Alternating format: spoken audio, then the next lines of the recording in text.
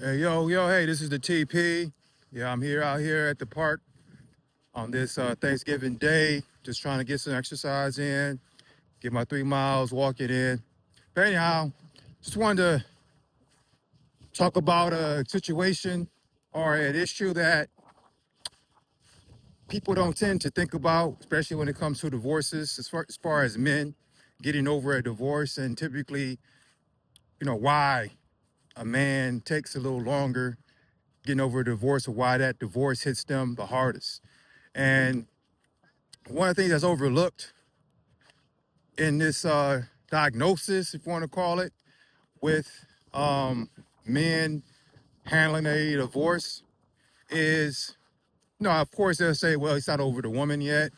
And that may have something to do with it, but a more of an underrated issue with men when we're dealing with this is it's not so much the woman, it's the fact that men, divorced men in a divorce, their identity has been taken involuntarily.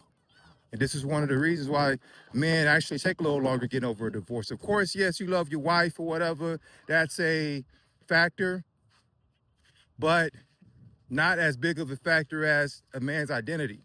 So the thing is that what society does not understand with men is that men, when they get into a marriage,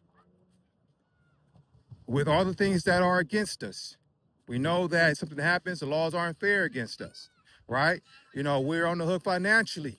So the fact that a man enters into a marriage with a license is that he's in it for the long haul. And a man takes pride in being a husband, takes pride in being a father, takes pride in being a provider, a protector, those things. He takes great pride in that. Don't get it twisted, ladies. He takes pride in that. Even when things are going bad between the husband and the wife, he still takes pride in those things. Because regardless if he's at, him and his wife have a disagreement or they're fighting, if someone comes through that door, he's still going to protect her. He's still going to protect that family. There's no conditions on that. I've never seen a man that would say, hey, because me and my wife are fighting, or we're not getting along, that I'm going to let danger come to her, because that's one of the things that God has, told the man to do: protect your wife. Okay, you should die for her. So regardless of the situation, whatever's going on in the marriage, a man's going to hold true to that. He's still going to provide. He's still going to be that husband that God wants him to be. So when these forces out here causes a divorce to occur, and the stats show that women are the ones are initiating the divorce, and you take that from a man, his identity, it takes a long time for him to recover, to accept that, that he's no longer going to be that provider, no longer going to be that father like he was, because now society is now dictating to him how he should be a father. So it goes from him being in the house every day to seeing his child 1 day a week, 2 days a week, maybe on the weekends or every other weekend. So that's a tough situation for a father. And also, he's no longer there to protect his castle, so to speak. Now, the woman, that's another thing, and that can get over. A man can get over a woman, especially over time, if she's showing herself as being, really nasty in a divorce.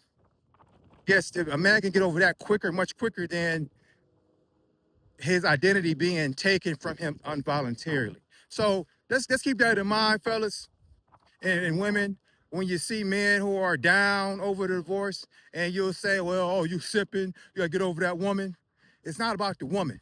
It's about his identities being taken. Because if you remember, there's a movie, I believe it's Barbershop. I don't know if Barbershop 1, Barbershop 2. And Ice Cube, I know his son was a little older, and he was out there running the streets, whatever. He did, of course, any father doesn't want their son out there in that type of life, that gang life. And he said, he made it, Ice Cube who I think he was, whatever, his character pretty much saying, hey, I'm a father first. So granted, you're gonna still be a father even after the divorce, but the way you want to be a father is being taken from you. You have to be a more of a part-time father. You're forced into that particular role. And that's something that typically that takes a long time for a man to get over, in a sense, because all that comes with a divorce, right? And it's hard to compartmentalize those things of a husband and also of a father. And we have to understand that. And as men, when we're going through this, at some point in time, we do have to separate those two. It's like, hey, at the end of the day, you're still gonna be a provider, right? For your children, but you're not being a provider for your wife, right? You're still gonna protect your children, but you're not responsible for not protecting your wife.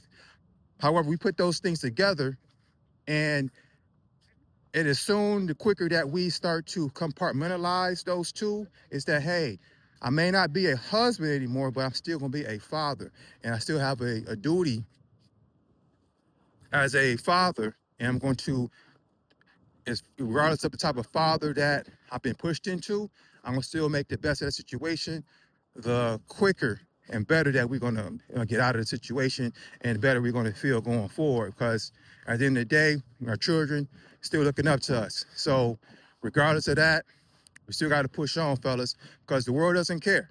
And this is why they made the laws the way they are, because they don't respect fatherhood. They don't respect even husbands. Okay, they don't respect that.